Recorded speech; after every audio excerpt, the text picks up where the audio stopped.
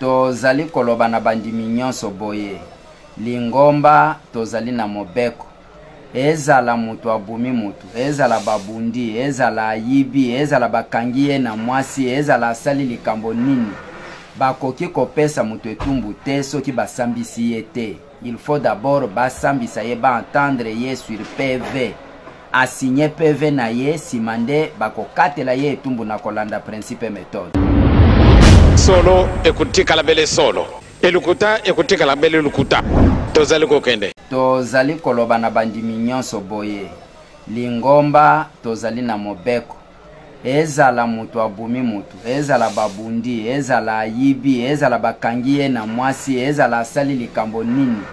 bakoki kopesa mutu etumbu te soki basambisi ye te. Il faut d'abord basambisa ye entendre ye sur PV asigné PV na ye simande bakokatela ye etumbu na kolanda principe méthode solo ekutika la bele solo elukuta ekutika la bele lukuta tozali kokende